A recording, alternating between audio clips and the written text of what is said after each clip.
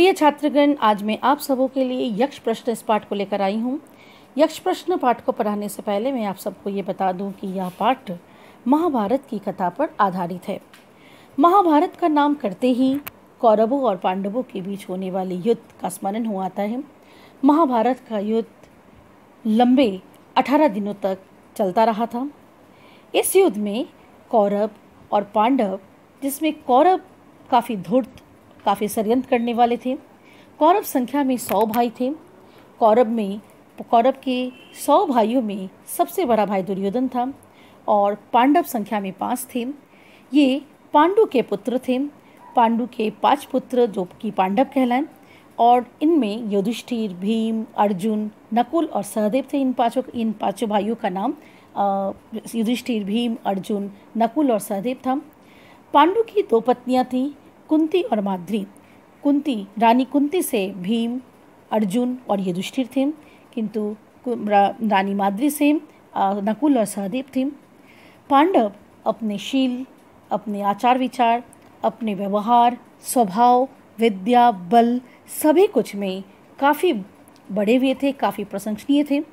पूरे हस्तिनापुर राज्य में 5 पांडव अपने शिष्टाचार के लिए, अपने बल बुद्धि के लिए, अपनी विद्या और स्वभाव के लिए प्रशंसित होते थे। उनका प्रशंसा किया जाता था, किंतु कौरवों से यह बात सहा नहीं जाता था। कौरव 5 पांडवों से ईर्ष्या करते थे। वो अपने भाइयों को, मतलब 5 पांडवों को वे राज्य का हिस्सा देना नहीं चाहते थे, अधिकार देना नहीं चाहते थे। कौरव चाहते थे कि कैसे भी पांडवों को राज्य निकाला, देश निकाला किया जा सके, उन्हें यहाँ से दूर रखा जा सके। अतः वे षड्यंत्र के रूप में चौसर के खेल को आगे लाते हैं।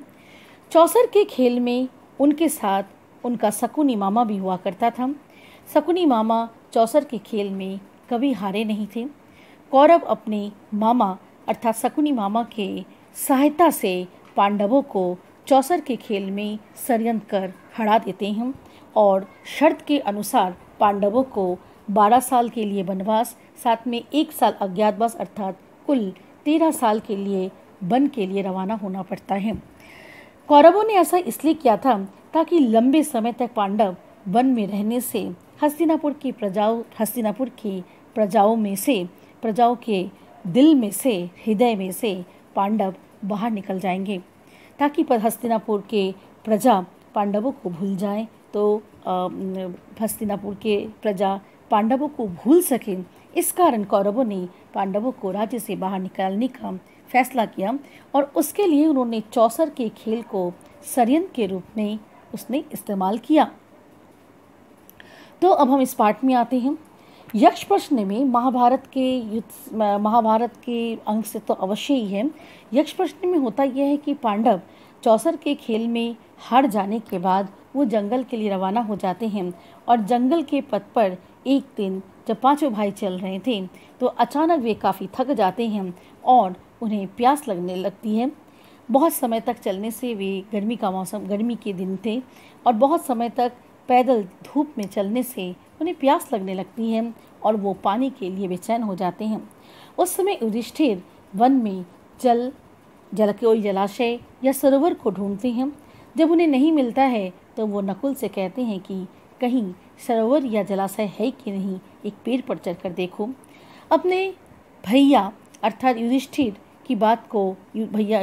की आज्ञा को सुनकर वो उसका पालन करता है, नकुल उसका पालन करता है और उसे आगे थोड़ी दूर जंगल में थोड़ी दूरी पर एक जलाशय का आभास होता है।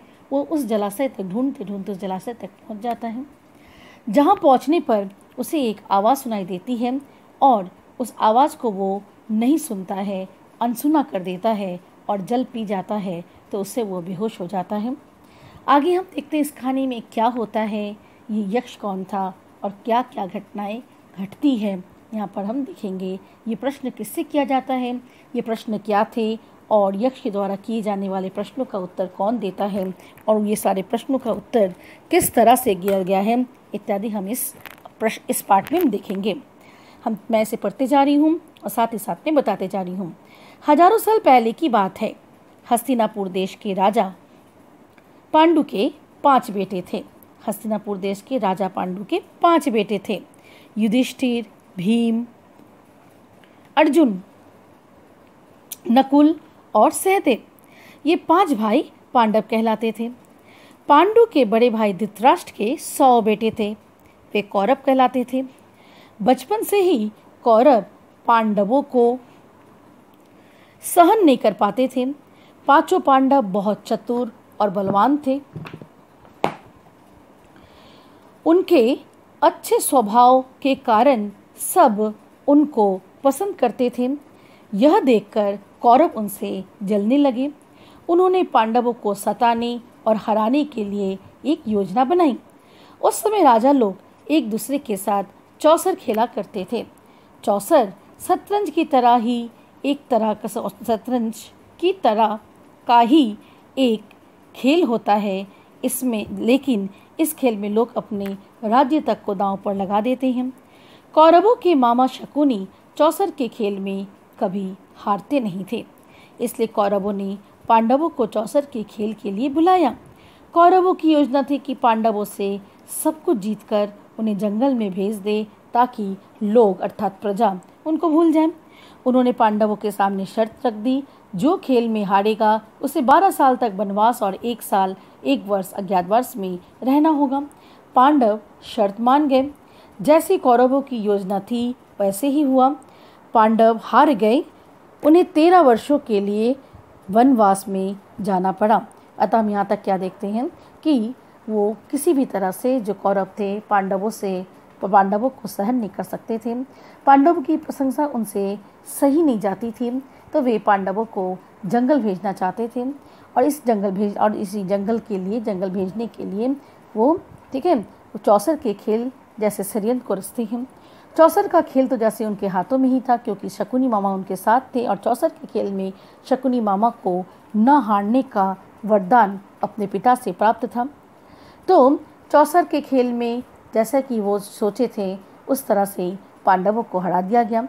पांडव अब तक किसी युद्ध में हारे नहीं थे, तो पांडवों को अंदाजा नहीं था कि वे चौसर के खेल में हार जाएंगे। तो चौसर के खेल में पांडव जैसे ही हार जाते हैं, उन्हें शर्त के मुताबिक 13 वर्षों के लिए वन जाना होता है। आगे देखते हैं। एक बार जंगल में भटकते भटकते 5 भाई काफ़ी दूर चले गए थे। काफ़ी थक गए थे, इसलिए थोड़ा सुस्ताने लगे। उन्हें प्यास भी लग रही थी। युधिष्ठिर ने नकुल से कहा, भैया जरा उस पेड़ पर चढ़कर देखो कि क्या कहीं कोई तालाब या नदी है। नकुल ने पेड़ पर चढ़कर देखा। उतरकर बताया, कुछ दूरी पर ऐसे पौधे दिखाई दे रहे हैं जो पानी के नज़दीक ही उगते हैं।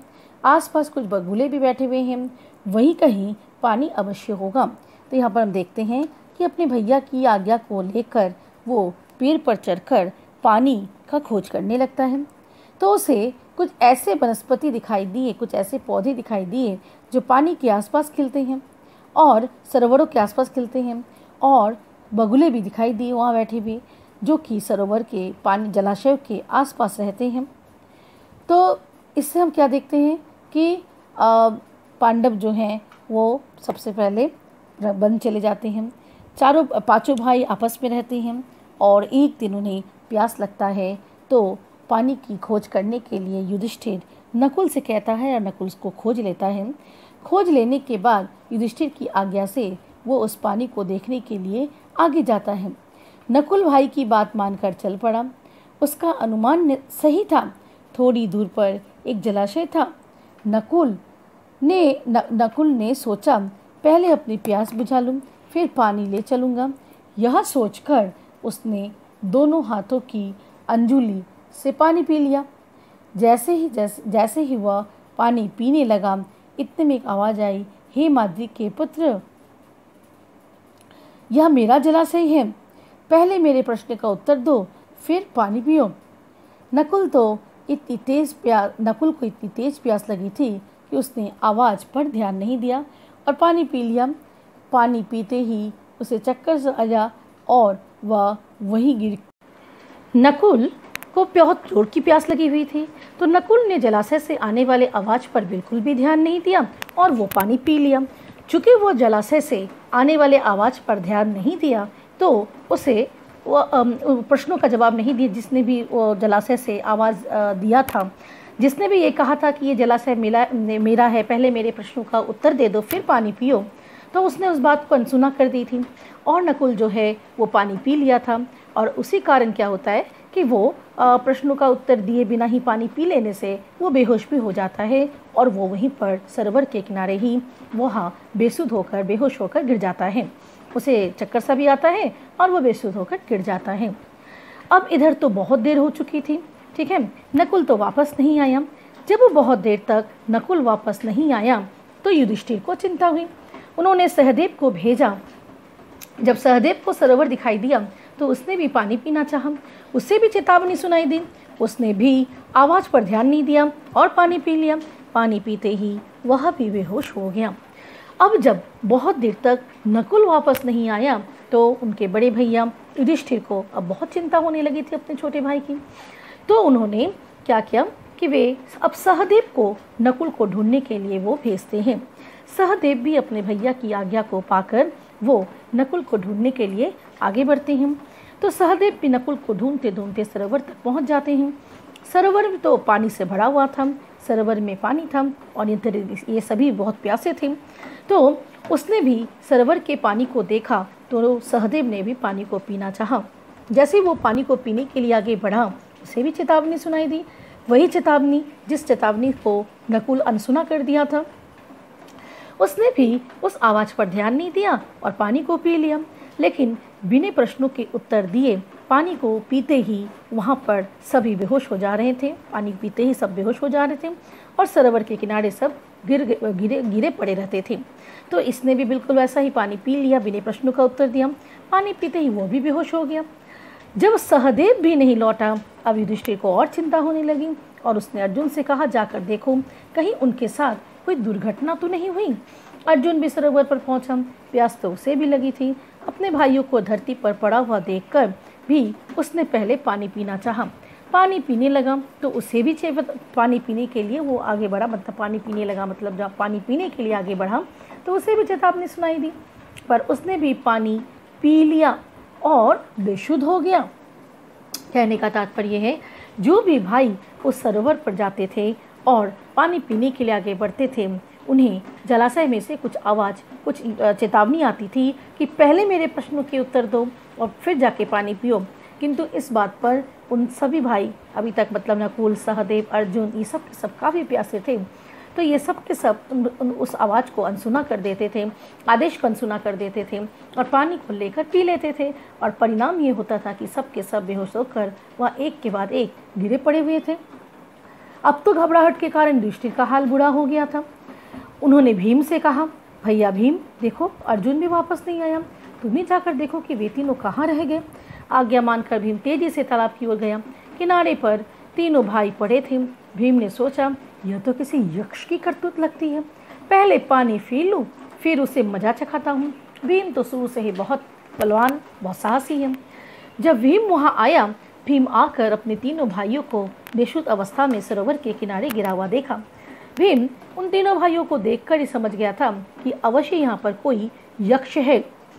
यक्ष एक पौराणिक चरित्र है, ठीक है। पहले के समय में यक्ष नामक हुआ करते थे। जिस तरह से राक्षसों के संबंध में हम सुने हैं बिल्कुल वैसे ही राक्षसों की तरह यक्ष भी होते थे, किंतु राक्षस मनुष्य के विरोधी होते थे, यक्ष मनुष्य के विरोधी नहीं होते थे। राक्षस जो थे यज्ञों में और धर्म में बाधा डालते थे, अधर्म काम करते थे राक्षस, ठीक है, और यज्ञों में बाधा डालते थे। लेकिन यक्ष जो होते थे वो धर्म संबंधी बातें करते थे और राक्षस की तरह होते थे, किंतु वो मनुष्य के विरोधी भी नहीं थे और धर्म विरोधी भी नहीं थे और यज्ञ में बाधा भी नहीं डालते थे, ठीक है। तो इस दृष्टि से राक्षसों से यक्ष बेहतर हुआ। तो उन्हें ऐसा लगा कि जरूर ये जो होगा ये कोई यक्ष का ही करतूत होगा, उसे ऐसा अंदाज हो गया था। तो वो भी सोचा कि मैं तो बहुत प्यासा हूँ, पहले मैं पानी पी लूँ, फिर किस यक्ष ने ये काम किया उस यक्ष का मैं पता लगाता हूँ और उसे मजा चखाता हूँ। यह सोचकर भीम भी सरोवर की ओर आगे बढ़ा पानी पीने के लिए। तो भीम को भी चेतावनी सुनाई दी, पर उसने भी चेतावनी पर ध्यान नहीं दिया। पानी पीते ही वह भी अचेत हो गया, अर्थात बेसुध हो गया, अर्थात बेहोश हो गया। अब तो युधिष्ठिर एकदम बेचैन हो गया था। वो जिस भी भाई को भेजता था खोजने के लिए, ठीक है, अपने पहले के भाइयों को खोजने के लिए, जो पहले गए हैं उन भाइयों को खोजने के लिए, वही वापस नहीं आता है। अब युधिष्ठिर की जाने की बारी थी। उधर युधिष्ठिर अकेले बैठे बैठे घबराने लगे। आखिरकार उन्होंने खुद भाइयों का पता लगाने के लिए निश्चय किया। भाइयों को खोजते खोजते वे भी उस विषैले तालाब के पास पहुंच गए, जहां उनके चारों भाई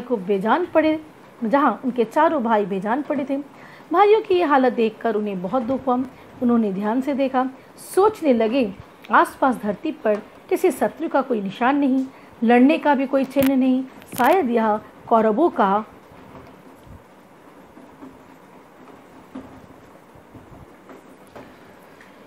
कोई चाल है, क्योंकि कौरव अब तक इनके शत्रु थे। कौरव उनका बुरा चाहते थे। कौरव उन्हें तरह तरह से सताते थे, परेशान करते थे। पहले भी बहुत बार सता चुके थे, परेशान कर चुके थे। तो पहले शुरू में युधिष्ठिर को ऐसा लगा, कहीं ये कौरवों का कोई चाल तो नहीं है, मेरे सारे के सारे भाई इस कारण बेहोश होकर पड़े हुए हैं, कोई कौरवों ने कोई चाल तो नहीं चली है।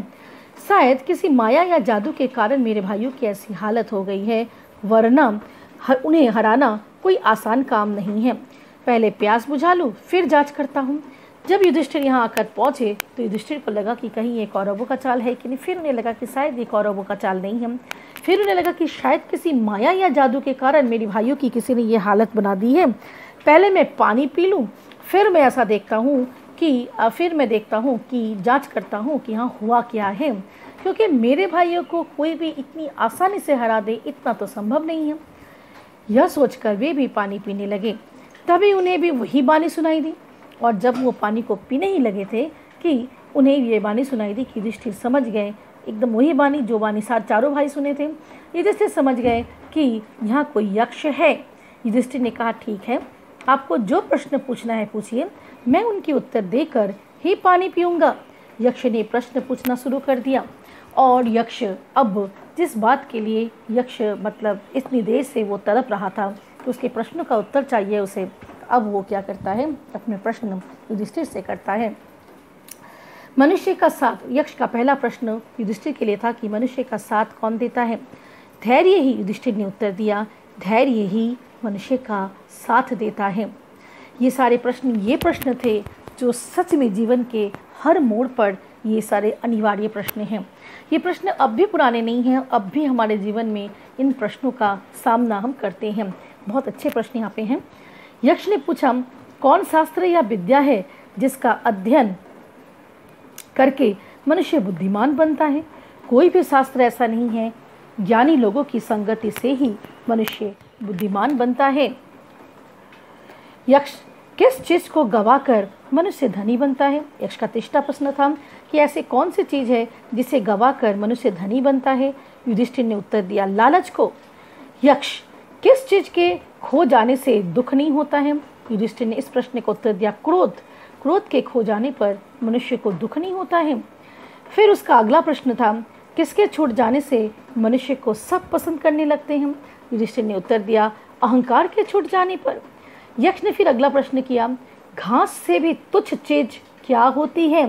तुच्छ माने छोटा, घास से भी, जैसे घास जो है हमारे पैरों तले होते हैं, प्रत्येक के पैरों तले होते हैं, मतलब घास तुच्छ माना गया है, वो पैरों तले उसका निवास होता है। तो घास से भी तुच्छ, घास से भी हीन चीज क्या होती है। युधिष्ठिर ने कहा, चिंता। यक्ष, हवा से भी तेज चलने वाला कौन है। युधिष्ठिर ने कहा, मन। हमारा मन जो होता है वो अनियंत्रित होता है, मन की गति हवा से भी अधिक होती है, युधिष्ठिर का कहना था। यक्ष ने फिर अगला प्रश्न किया, बर्तनों में सबसे बड़ा कौन सा है। बर्तन मन यूटेंसिल, सबसे बड़ा बर्तन कौन है तुम्हारी दृष्टि में। युधिष्ठिर ने उत्तर दिया, भूमि। भूमि सबसे बड़ा बर्तन है, ये इतना बड़ा बर्तन है कि इस भूमि पर सब कुछ समा सकता है, अतः भूमि सबसे बड़ा बर्तन है। अगला प्रश्न था यक्ष का, भूमि से भारी चीज क्या है। युधिष्ठिर, संतान को कोख में धारण करने वाली माता भूमि से भी भारी होती है। जिस माता ने अपने कोख में संतान को धारण किया है वह भूमि से भी भारी होती है। यक्ष का अगला प्रश्न, आकाश से भी ऊंचा कौन है। युधिष्ठिर ने उत्तर दिया, पिता। पिता सबसे ऊपर हैं, पिता सबसे ऊपर आसित हैं, तो पिता जो हैं उसे उनका दर्जा आकाश से भी ऊंचा दिया गया है। यक्ष ने अगला प्रश्न किया, दुख में, संसार में दुख क्यों है। युधिष्ठिर ने इसके 3 कारण बताए। लालच, स्वार्थ और डर संसार के दुख का कारण है।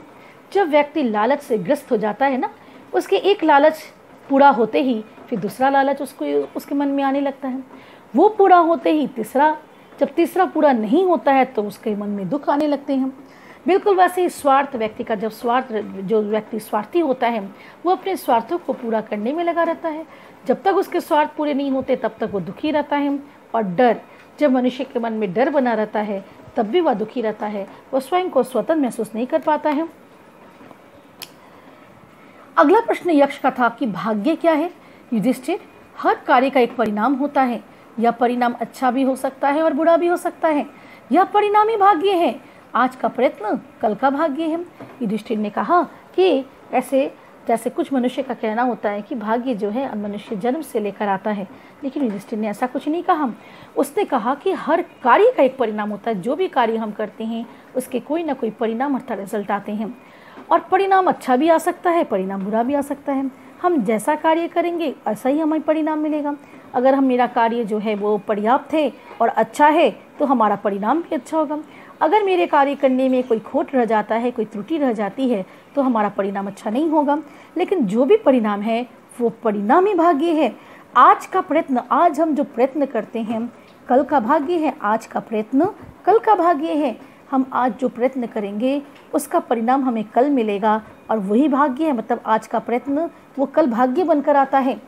सुख, अगला प्रश्न यक्ष का, सुख और शांति का रहस्य क्या है। युधिष्ठिर ने उत्तर दिया, सत्य, सदाचार, प्रेम और क्षमा। अगर कोई सत्य के पथ पर चलता है वो सुख से जीवन जीता है। अगर सत्य आचार, सदाचार के पथ पर चलता है, लोगों से प्रेम, सभी जीवों से प्रेम करता है और कोई अन्याय करता है तो अन्याय को देखकर भी जो क्षमा कर देता है, प्रतिशोध, हिंसा, क्रोध के बजाय जो क्षमा कर देता है, यह किसी भी व्यक्ति के सुख और शांति का कारण है। असत्य, अनाचार, घृणा और क्रोध का त्याग शांति का मार्ग है। अगर हमारे मन में ये सारी चीज़ें हैं तो हमें इन सारी चीज़ों से, इन सभी मनोविकारों से हमें अपने को मुक्त कर लेना चाहिए, तब हम शांति के मार्ग पर चल सकते हैं। यक्ष ने अगला प्रश्न किया, बुद्धिमान कौन है। युधिष्ठिर ने उत्तर दिया, जिसके पास विवेक है, मतलब जो विवेक से काम लेता है वो बुद्धिमान है। ज़रूरी नहीं है कि जो बहुत ज्ञानी है, जो बहुत शिक्षित है, जो बहुत पोथियों का ज्ञान रखता है वही बुद्धिमान हो जाए, ऐसा ज़रूरी नहीं है। अगर उसके पास विवेक नहीं है तो फिर वो बुद्धिमान नहीं है। यक्ष ने अगला प्रश्न किया, विदेश जाने वाले का साथ कौन देता है। विदेश में हमारा कोई भी अपना नहीं होता है। जब कोई व्यक्ति अपने देश को छोड़कर विदेश जाता है तो उसका साथ कौन देता है। युधिष्ठिर ने उत्तर दिया, एकमात्र विद्या। यक्ष ने अगला प्रश्न किया, धर्म से बढ़कर संसार में और क्या है। हम जानते हैं कि धर्म, सत्य के पथ पर चलना चाहिए, धर्म के पथ पर चलना चाहिए, तो धर्म से भी बड़ा अगर कुछ है तो वो क्या है। युधिष्ठिर ने उत्तर दिया, दया। दया का जो दर्जा है, दया का जो स्थान है वो धर्म से भी ऊपर है। यक्ष ने अगला प्रश्न किया, खेती करने वाले के लिए कौन सी वस्तु श्रेष्ठ है। जो व्यक्ति खेती करता है, जो व्यक्ति किसान है, जो खेती करता है, उसके लिए सर्वश्रेष्ठ चीज़ क्या है। युधिष्ठिर ने उत्तर दिया, वर्षा। अगर वर्षा नहीं है उसे तुम उस समय धन दे दो, उसे तुम उस समय खाने के लिए बहुत अच्छे अच्छे स्वादिष्ट व्यंजन दे दो, उसे तुम पहनने के लिए अच्छे वस्त्र दे दो, किसी से भी उसका मन नहीं भरेगा। उसे वर्षा ही चाहिए। उसकी अच्छी खेती के लिए, अच्छे फसल के लिए उस पर किसान को या खेती करने वाले को वर्षा की आवश्यकता होती है। यक्ष, बिखेरने के लिए क्या सर्वश्रेष्ठ है। अगर हम कोई चीज़ को फैलाते हैं, बिखेरते हैं, संसार में सबसे अच्छी चीज़ क्या है जिसे बिखेरा जा सके। युधिष्ठिर ने उत्तर दिया, बीज, सीड, मतलब जिससे पौधे या फसल लहलाते हैं। यक्ष ने अगला प्रश्न किया, इस संसार में सबसे बड़ा आश्चर्य क्या है। युधिष्ठिर ने उत्तर दिया कि रोज हजारों लाखों लोग मरते हैं, फिर भी सभी को हमेशा जीते रहने की इच्छा होती है। इससे बड़ा आश्चर्य क्या हो सकता है। युधिष्ठिर ने उत्तर दिया कि रोज हजारों लोग मरते हैं, लाखों लोग मर जाते हैं, लेकिन हर पल मनुष्य हमेशा जीना चाहता है, मरना नहीं चाहता है। उसके मन में सिर्फ जीने की इच्छा हर दिन बढ़ती जाती है। ये सबसे बड़ा आश्चर्य है। इससे बड़ा आश्चर्य, जीने की इच्छा के बढ़ने वाली जो बात है, से बड़ा आश्चर्य इस संसार में और कुछ नहीं है। यक्ष इन सारे प्रश्नों के उत्तर से युधिष्ठिर इन सारे उत्तर को सुनता है। फिर यक्ष इसी तरह युधिष्ठिर ने यक्ष के सभी प्रश्नों के बिल्कुल ठीक ठीक उत्तर दिए। अंत में यक्ष बोले, प्रिय युधिष्ठिर, मैं तुम्हारी बुद्धि और धैर्य से बहुत प्रसन्न हूँ। मैं तुम्हारे किसी एक भाई को फिर से जीवित कर सकता हूँ। बताओ तुम किसे जीवित करवाना चाहते हो। और युधिष्ठिर से सारे प्रश्नों के उत्तर सुनने के बाद यक्ष कहता है कि मैं तुम्हारे प्रश्नों के उत्तर से बहुत प्रसन्न हूँ। अब मैं तुम्हारे एक भाई को, इन चारों भाइयों में से मैं किसी एक भाई को जीवित करूँगा। तुम ही बताओ मैं किसे जीवित करूँ। युधिष्ठिर ने पल भर सोचा। उन्हें तो चारों भाई प्रिय थे। युधिष्ठिर के सारे भाई एक समान प्रिय थे। किसी एक को कैसे चुनते। कुछ सोचकर उन्होंने कहा, मेरे छोटे भाई नकुल को जीवित कर दीजिए। जैसे युधिष्ठिर ने यह बात कही, उनके सामने यक्ष प्रकट हो गया। अब तक यक्ष जहाँ से बता रहा था, अब तक यक्ष दिखाई नहीं दे रहा था, बातें किए जा रहा था। लेकिन जैसे उसने कहा कि मेरे छोटे भाई नकुल को आप जीवित कर दीजिए, अब यक्ष बहुत आश्चर्यचकित हो गया और वो प्रकट हो गया। यक्ष ने पूछा, युधिष्ठिर, 1000 हाथियों के बल वाले भीम को छोड़कर तुमने नकुल को ही क्यों चुना था। क्योंकि अभी कौरवों ने युधिष्ठिर के साथ और पांडवों के साथ क्या किया था, जो है वो दुश्मनी किए थे। ठीक है, हस्तिनापुर राज्य जो था वो विपत्ति में था।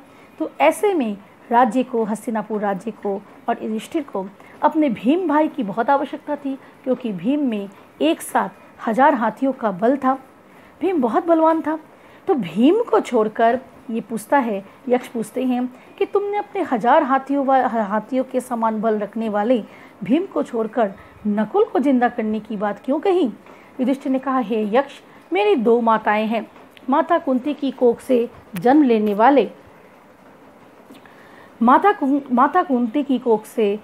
लेने वाला पुत्र तो मैं हूँ ही। मैं चाहता हूँ कि माता माद्री की कोख से जन्म लेने वाला भी एक पुत्र जीवित हो जाए, ताकि हिस्सा बराबर हो जाए। अतः आप कृपया नकुल को जीवित कर दीजिए, क्योंकि अभी उसके चारों भाई जो थे वो अचेत थे। एक भाई को सिर्फ जीवित किया जा सकता है, ऐसा यक्ष ने कहा। उसे लगा कि माता कुंती की ओर से तो मैं जीवित हूँ, तो माता माद्री की ओर से अगर नकुल जीवित हो जाए तो बहुत अच्छा होगा। फिर दोनों माताओं की हिस्से में एक एक पुत्र बराबर रहेंगे।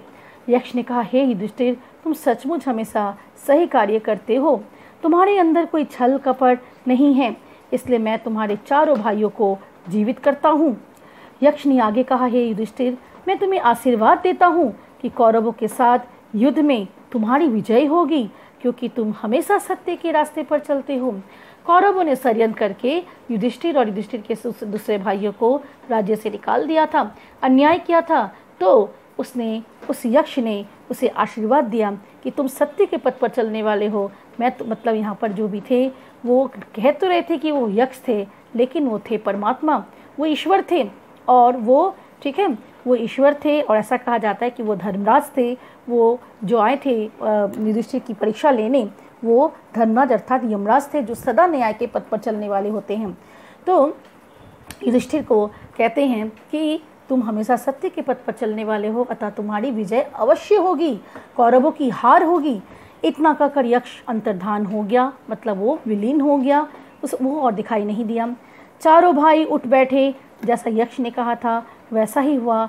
और पांडवों में 18 दिनों तक, कौरवों और पांडवों में 18 दिनों तक भयानक युद्ध हुआ, जिसे हम महाभारत का युद्ध कहते हैं। इस युद्ध में कौरवों ने अनेक छल और कपट किए, लेकिन जीत पांडवों की हुई। तो हम देखते हैं कि कौरव संख्या में 100 थे, किंतु कौरवों के साथ छल, और कौरवों ने अपने अस्त्र के रूप में छल और कपट को चुना था। इसलिए कौरव जो हैं वो जीत नहीं पाते हैं। और पांडव संख्या में सिर्फ 5 थे, ठीक है, किंतु इनके साथ श्री कृष्ण थे, जो धर्म की स्थापना करने वाले थे। तो ये संख्या में 5 होकर भी वो चूँकि सत्य और न्याय के पथ पर थे, तो जीत उन्हीं की होती है। और सच में यहाँ पर हम देखते हैं कि सत्य और धर्म के पथ पर चलने वाला व्यक्ति कभी कभी समय समय पर उन्हें विपत्तियों का सामना करना तो पड़ता है। कुछ क्षण के लिए उन्हें कठिनाइयों का सामना करना पड़ता है, कुछ क्षण के लिए उन्हें अन्याय सहना पड़ता है, किंतु अंततः जीत उन्हीं की होती है। तो ये रहा यक्ष प्रश्न। ये यक्ष जिन्होंने अपने को यक्ष बताया था, तो ऐसी कहानी कही जाती है कि वो असल में यक्ष नहीं, वो तो परमात्मा थे, ठीक है, क्योंकि यक्ष में इतनी क्षमता नहीं होती है कि वो जीवन दान दे सके, वे प्रभु ईश्वर ही कर सकते हैं। तो ये ऐसा पौराणिक कथा है, ऐसा जाना जाता है। ओके, तो बात ये है, ये रहा यक्ष प्रश्न। ये सारे प्रश्न इतने प्रमुख हैं कि इन सारे प्रश्नों का सामना हमें भी करना होता है। तो आज यहीं तक, ठीक है। धन्यवाद स्टूडेंट्स।